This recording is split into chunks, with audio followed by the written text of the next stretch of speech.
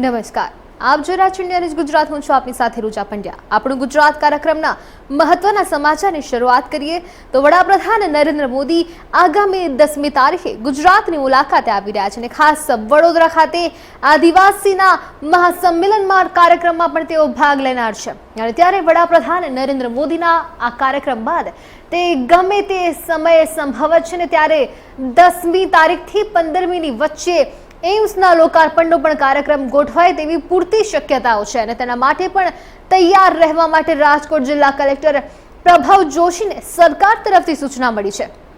રાજકોટ જિલ્લા કલેક્ટર પ્રભાવ જોશીએ જણાવ્યું હતું કે એમ્સનું લોકાર્પણ વડાપ્રધાનના હસ્તે થનાર છે અને તેના માટે ગમે ત્યારે વડાપ્રધાનનો કાર્યક્રમ ગોઠવાઈ શકે તેવી શક્યતા છે અને તેથી જ વહીવટી તંત્રને ખાસ તૈયાર રહેવા માટે પણ અહીં સૂચના મળી છે. જોકે તારીખ સહિતના વિગતવાર કાર્યક્રમ બાબતે હજુ સુધી કોઈ જાણકારી સરકાર તરફથી મળી નથી. એમ્સમાં પણ આઈપીડી વિભાગની કામગીરી સંપૂર્ણપણે પૂરી થઈ ગઈ છે. થોડા સમય પહેલા જ મુખ્યમંત્રી કાર્યાલયમાંથી એમ્સના ડેપ્યુટી ડાયરેક્ટર કર્નલ ડોક્ટર પુનિત અરોરા સાથે ઓનલાઈન સમીક્ષા કરવામાં આવી હતી. ગત સપ્તાહે જ પણ કલેક્ટર પ્રભાવ જોશીએ એમ્સ ખાતે સરકારના જુદા જુદા વિભાગના અધિકારીઓએ હાજરીમાં મીટિંગ યોજી હતી અને ઉપરાંત આવી બીજી મીટિંગ શુક્રવારે પણ યોજાશે. વડાપ્રધાન દ્વારા એમ્સના આઈપીડી બિલ્ડિંગના લોકાર્પણ બાદ દર્દીઓને ઇન્ડોર સારવાર મળતી થઈ જશે. ઉપરાંત હોસ્પિટલમાં દાખલ કરી શકાશે. આ ઉપરાંત જનાના હોસ્પિટલ અટલ સરોવર આવાસ યોજનાનું પણ લોકાર્પણ કરવામાં આવશે.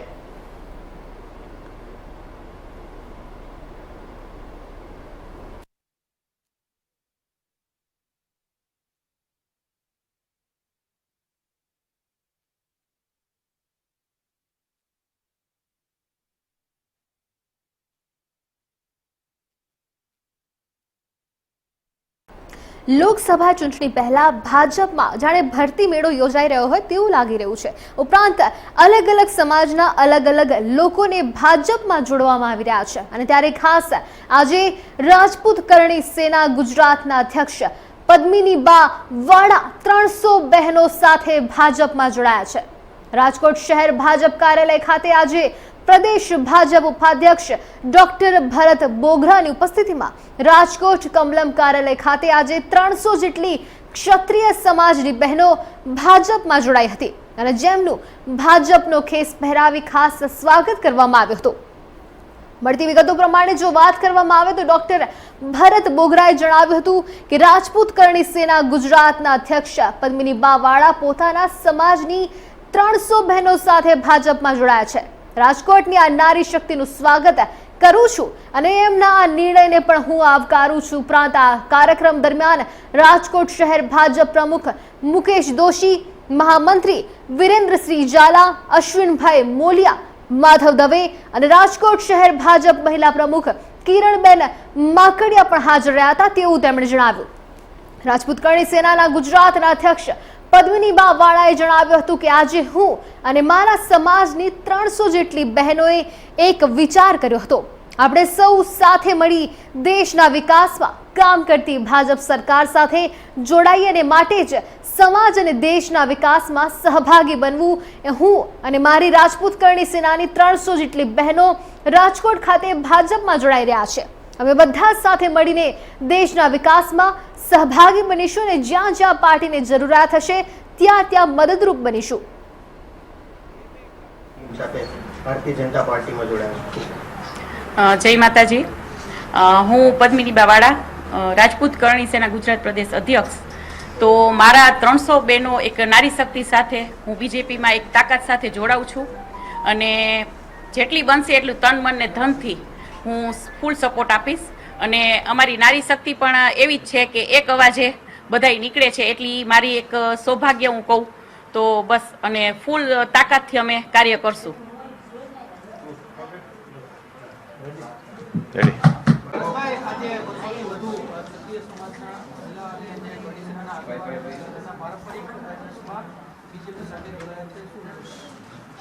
નમસ્કાર મિત્રો, આજે રાજકોટ મહાનગર ભારતીય જનતા પાર્ટી કાર્યાલય કમલમ ખાતે અમારા રાજકોટ મહાનગરના અધ્યક્ષ મુકેશભાઈ દોશી, અમારા રાજકોટ મહાનગરના ત્રણેય મહામંત્રી ભાઈ શ્રી માધવભાઈ, ભાઈ શ્રી વિરેન્દ્રસિંહજી, અશ્વિનભાઈ, શિક્ષણ સમિતિના ચેરમેન, અમારા મહિલા મોરચાના પ્રમુખ કિરણબેન અને સૌ આગેવાનોની ઉપસ્થિતિમાં રાજકોટ મહાનગરમાં આજે કરણી સેના ગુજરાતના મહિલા અધ્યક્ષ આદરણીય પદ્મિનીબા વાળા એમની આખી ટીમ 300થી વધારે બહેનો ક્ષત્રિય સમાજના પરંપરાગત પોશાક સાથે ભારતીય જનતા પાર્ટીમાં વિધિવત રીતે પ્રવેશ કરી રહ્યા છે. હું ગુજરાત પ્રદેશ ભાજપ વતી આદરણીય પદ્મિનીબા અને એમની આખી સમગ્ર ક્ષત્રિય સમાજની નારી શક્તિ સમગ્ર બહેનોનું ભારતીય જનતા પાર્ટી ગુજરાત પ્રદેશ વતી સ્વાગત કરું છું અને એમના આ નિર્ણયને આવકારું છું. બેનનું લેવું છે.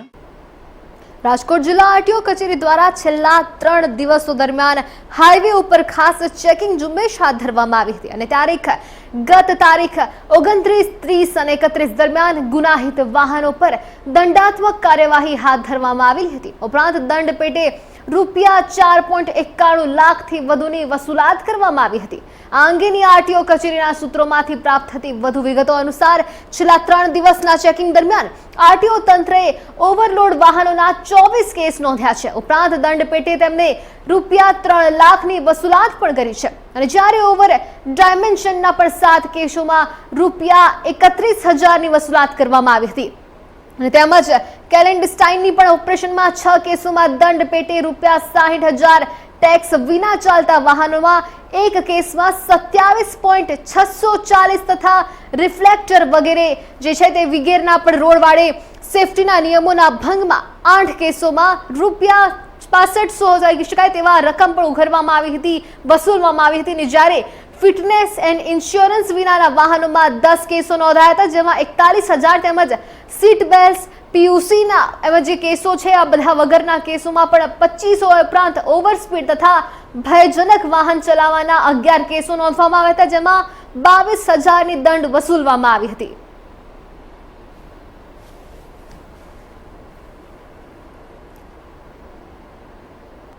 સૌરાષ્ટ્ર યુનિવર્સિટીમાં દલિત સમાજના પ્રોફેસરને કુલપતિ તરીકે નિમણૂક કરવામાં આવે તે માટે ખાસ વડાપ્રધાનને રજૂઆત કરવામાં આવી છે. શહેરના 20થી વધુ આગેવાનોએ બુધવારે આરએસએસના સૌરાષ્ટ્ર સંરક્ષણ કહી શકાય તેવા સૌરાષ્ટ્ર સરસંઘ ચાલક મહેશ જીવાણીને લેખિત રજૂઆત કરી સૌરાષ્ટ્ર યુનિવર્સિટીમાં કુલપતિ તરીકે દલિત સમાજમાંથી પસંદ કરવામાં આવે તેવી માંગણી કરી છે. આ રજૂઆત વડાપ્રધાન નરેન્દ્ર મોદી ઉપરાંત ડોક્ટર મોહન ભાગવત, ગુજરાતના મુખ્યમંત્રી ભૂપેન્દ્ર પટેલ અને શિક્ષણ મંત્રી સહિતના મંત્રીઓને પણ કરી છે. રજૂઆતમાં જણાવ્યું છે કે ભારતના સર્વોચ્ચ રાષ્ટ્રપતિ પદે આદિવાસી સમાજની સન્નારી બિરાજમાન છે. નરેન્દ્ર મોદી અને મોહન ભાગવતજીના પ્રયત્નોને સાચા અર્થમાં બળ મળે તે માટે સૌરાષ્ટ્ર યુનિવર્સિટીના કુલપતિ પદ માટે પણ દલિત સમાજમાંથી આવે ત્યારે સામાજિક સમરસતા માટે પણ એક દૃષ્ટાંતરૂપ ઘટના બને અને આમ પણ સૌરાષ્ટ્ર યુનિવર્સિટીની સ્થાપનાને 60 વર્ષ પૂર્ણ થયા છે પરંતુ આજ સુધી એક પણ દલિત સમાજના કુલપતિ નથી આવ્યા અને તેથી જ આ માંગણી છે કે ભારત વર્ષમાંથી કોઈ એક દલિત સમાજના અભ્યાસી અને સૌરાષ્ટ્ર યુનિવર્સિટીના કુલપતિ તરીકે પસંદગી કરવામાં આવે તો સમાજને સામાજિક સમરસતાનો એક સરસ અને શુભ સંદેશ મળી રહે તેવું એલઆઈસી વિકાસ અધિકારી અનિલ વિજુંડા, ડોક્ટર ધરમ કાંબલિયા અને ડોક્ટર યોગેશ જોગસણ સહિત 20થી વધુ આગેવાનોએ રજૂઆત કરી છે.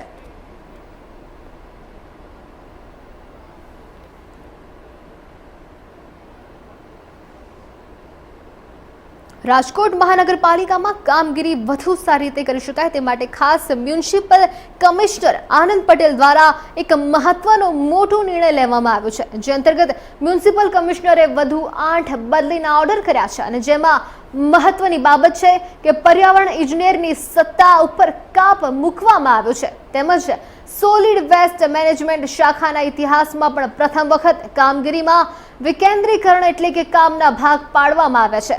મ્યુનિસિપલ કોર્પોરેશનમાં કમિશનર આનંદ પટેલે જેમ શહેરમાં સ્વચ્છતા માટે પ્રયાસો શરૂ કર્યા તેવી જ રીતે સોલિડ વેસ્ટ મેનેજમેન્ટ શાખામાં પણ એક મોટી સાફસૂફી કરી પ્રથમ વખત પર્યાવરણ ઇજનેરની સત્તામાં કાપ મૂકી તેનું વિકેન્દ્રીકરણ કરવાનું જાહેરાત કરી છે.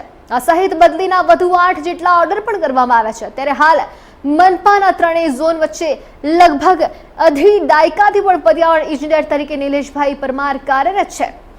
તેઓ એકાદ વર્ષ બાદ નિવૃત્ત થયા હોવાથી પણ અત્યારે જ મ્યુનિસિપલ કમિશનર દ્વારા ગોઠવણ કરવામાં આવી છે અને જેમાં તાજેતરમાં સોલિડ વેસ્ટ શાખા મેનેજર તરીકે મુકાયેલા છે BL કાથરોટિયાને અને પરિવાર કહી શકાય કે પર્યાવરણના ઇજનેરના હસ્તકની સફાઈ કામદારને લગતી તમામ કામગીરી સ્વચ્છતા સર્વેક્ષણ ઇન્ચાર્જ આસી તેમજ કમિશનરના ચાર્જ પણ સોંપવામાં આવ્યા છે અને ત્યારે રાજકોટ રાજપથના લિખિતના કહી શકાય એવા કાર્યપાલક ઇજનેર તરીકે પણ ડોક્ટર GD કુકડિયાને સોલિડ વેસ્ટ નવા toilet waste to energy plan જુદા જુદા અન્ય પ્લાન્ટ લીગસી વેસ્ટની કામગીરી અપાઈ છે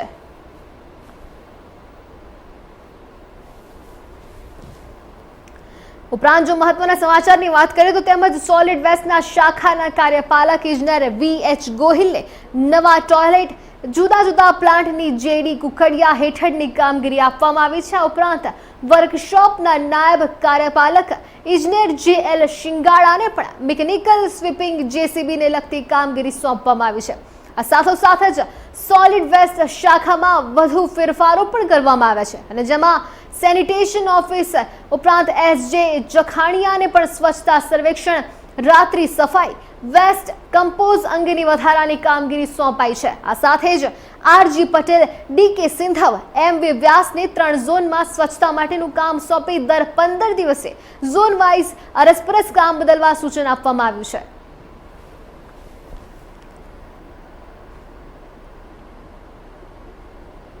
રાજકોટથી અમદાવાદ ઇન્ટરનેશનલ એરપોર્ટ જવા માંગતા મુસાફરો માટે મહત્વના સમાચાર છે. હવે ST નિગમે સરળતા આના માટે કરી છે અને હવે રાજકોટથી અમદાવાદ એરપોર્ટ અને ત્યાંથી રાજકોટ માટે આગામી તારીખ 5 થી ખાસ AC વોલ્વો બસની સેવા શરૂ કરી છે. આ અંગે ST નિગમે જણાવ્યા મુજબ ગુરુવાર કહી શકાય કે ગુજરાત છે ને ત્યારે રાજ્યમાં માર્ગ વાહન વ્યવહાર નિગમ મુસાફરોની સવલત માટે સતત પ્રયત્નશીલ અને ચિંતિત છે.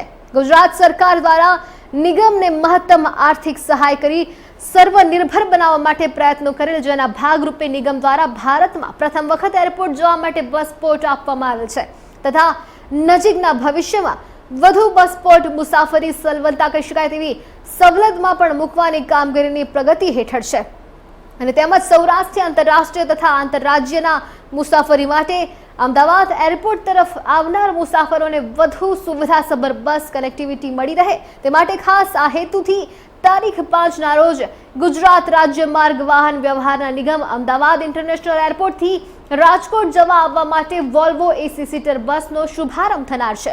ઉપરાંત અમદાવાદ ઇન્ટરનેશનલ એરપોર્ટથી રાજકોટ જવા માટે સવારે 6 કલાક અને રાજકોટથી અમદાવાદ ઇન્ટરનેશનલ એરપોર્ટ જવા માટે સાંજે 5 કલાકે વોલ્વો મળશે. અમદાવાદ ઇન્ટરનેશનલ એરપોર્ટ પર ખાસ મોટા પાયે કહી શકાય તેવા પોટા કેબિન દ્વારા પણ બસ સ્ટેશનની વ્યવસ્થા કરવામાં આવી છે અને ત્યાંથી બસનું એરાઇવલ તથા ડિપાર્ચર થશે. સદર બસ અમદાવાદ એરપોર્ટથી વા નરોડા ગીતા મંદિર નહેરુનગર લીંબડી ચોટીલા હાઈવેથી થશે અને ઉપરાંત રૂટનું ભાડું ₹553 હશે. નિગમ દ્વારા ભવિષ્યમાં પણ આ રૂટ ઉપર વધુ બસની સુવિધા પૂરી પાડવાનું આયોજન કરવામાં આવી રહ્યું છે. આ રૂટમાં મુસાફરોને ઘરે બેઠા જ નિગમની વેબસાઇટ પરથી બુકિંગ કરી શકાશે જે મોબાઈલ એપ ઉપર પણ મળી રહેશે. ઉપરાંત જે અપડેટ મળી રહી છે તેની ખાસ વાત કરીએ તો એપને પણ એડવાન્સ ઓનલાઈન બુકિંગનો પણ લાભ આમાંથી મળી શકશે જેનો રાજ્યની મુસાફર જનતાને બહોળા પ્રમાણમાં લાભ લેવા જણાવ્યું છે.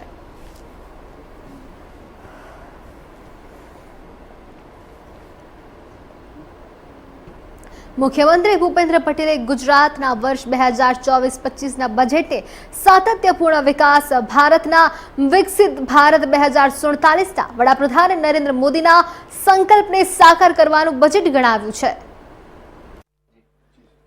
ગુજરાતનું વર્ષ 2024-25નું બજેટ સાતત્યપૂર્ણ વિકાસ દ્વારા વિકસિત ભારત એટ 2047ના વડાપ્રધાન શ્રી નરેન્દ્રભાઈ મોદીના સંકલ્પને સાકાર કરનારું બજેટ છે.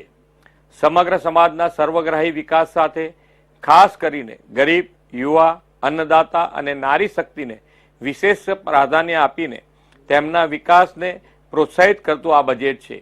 ગયા વર્ષે ઐતિહાસિક ₹3 લાખ કરોડનું વિકાસલક્ષી બજેટ આપ્યું હતું.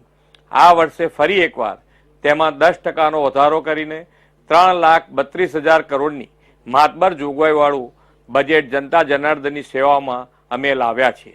આપણે ગુજરાતને આવનારા દિવસોમાં 5G ગુજરાત બનાવવાની દિશા લીધી છે. 5G નો અમારો અર્થ છે અન્ય પ્રદેશોથી શ્રેષ્ઠ હોય એવું ગરવું ગુજરાત, મૂલ્યનિષ્ઠ નાગરિક જીવન, પર્યાવરણ સંતુલન અને સાંસ્કૃતિક વારસાના જતન સાથેનું ગુણવંતું ગુજરાત, રિન્યુએબલ એનર્જી અને સર્ક્યુલર ઇકોનોમીને પ્રાધાન્ય આપતું ગ્રીન ગુજરાત, સમગ્ર વિશ્વ સાથે આર્થિક અને સાંસ્કૃતિક રીતે જોડાયેલું ગ્લોબલ ગુજરાત, અન્ય પ્રદેશો કરતાં વૃદ્ધિ દર વધુ હોય તેમજ બદલાતી વૈશ્વિક પરિસ્થિતિમાં પણ આર્થિક રીતે અગ્રેસર રહે તેવું ગતિશીલ ગુજરાત. આપણા 5G ગુજરાતમાં આપણી ભાવિ પેઢી પોષણક્ષમ હોય, સ્વસ્થ હોય, તેમાંય માતાઓ અને બાળકોના સંગીન સ્વાસ્થ્યને અગ્રતા આપતા સુપોષિત ગુજરાત મિશન જાહેર કર્યું છે. સ્વસ્થ, સમૃદ્ધ અને વિકસિત ગુજરાત એટ 2047માં કિશોરીઓની ભૂમિકા મહત્વની છે. આપણે આવી દીકરીઓના પોષણ, આરોગ્ય અને શિક્ષણ ત્રણેયને પ્રોત્સાહિત કરવાનો હોલિસ્ટિક એપ્રોચ અપનાવ્યો છે. આ માટે 3 નવી યોજનાઓ નમો લક્ષ્મી યોજના, નમો સરસ્વતી યોજના અને નમો શ્રી યોજના જાહેર કરી છે. આદરણીય વડાપ્રધાન શ્રી નરેન્દ્રભાઈ મોદીએ સ્વચ્છતાનો સંદેશ ઘરે ઘરે ગૂંચતો કરીને સ્વચ્છતા માટેના જન આંદોલનથી સ્વચ્છ ભારતની પ્રતિબદ્ધતા દર્શાવી છે. આ પ્રતિબદ્ધતાને ગુજરાતમાં વેગ આપવા નિર્મળ ગુજરાત 2.0 અભિયાનની આ વર્ષના બજેટમાં પણ 2 ગણો વધારો કર્યો છે અને ₹2500 કરોડનું પ્રાવધાન કર્યું છે. આપણે શહેરોના આયોજનબદ્ધ વિકાસ માટે 7 નગરપાલિકાઓ નવસારી, ગાંધીધામ, મોરબી, વાપી, આણંદ, મહેસાણા તથા સુરેન્દ્રનગર વઢવાણને મહાનગરપાલિકાનો દરજ્જો આપવાના છીએ. અમદાવાદની સાબરમતી નદીની સર્વગ્રાહી કાયાપલટ કરીને રિવરફ્રન્ટ દ્વારા એક વૈશ્વિક ઓળખ આદરણીય વડાપ્રધાનશ્રીએ અપાવી છે. આદરણીય વડાપ્રધાન શ્રી નરેન્દ્રભાઈ મોદીના વિઝનને અનુરૂપ આ રિવરફ્રન્ટને ગાંધીનગર તથા ગિફ્ટ સિટી સુધી લંબાવવાનો મહત્વપૂર્ણ નિર્ણય કરવામાં આવ્યો છે. અમદાવાદ, ગાંધીનગર, ગિફ્ટ સિટીની ટ્રાય સિટી તરીકેની આગવી વિકાસ ઓળખમાં આ સળંગ રિવરફ્રન્ટનું નવું સીમાચિહ્ન બનશે. 38 કિલોમીટરનો આપણો સાબરમતી રિવરફ્રન્ટ વિશ્વના સૌથી લાંબા અને રળિયામણા રિવરફ્રન્ટનું ગૌરવ મેળવશે. ગુજરાતનું આપણું આ વર્ષનું બજેટ સર્વાંગી અને સર્વસમાવેશી વિકાસથી વિકસિત ગુજરાત એટ 2047નું દિશાદર્શન કરનારું બજેટ છે એમ હું સ્પષ્ટપણે માનું છું. વિકસિત ભારતના નિર્માણમાં વિકસિત ગુજરાતને અગ્રેસર રાખનારું આ મહેસૂલી પુરાંતવાળું બજેટ આપવા બદલ હું નાણામંત્રી શ્રી અને તેમની ટીમને અભિનંદન પાઠવું છું. તો આપણો ગુજરાત કાર્યક્રમના મહત્વના સમાચારમાં હાલ બસ આટલું. વધુ સમાચાર માટે જોતા રહો ઇન્ડિયા ન્યૂઝ ગુજરાત, ગુજરાતની ધડકન. નમસ્કાર.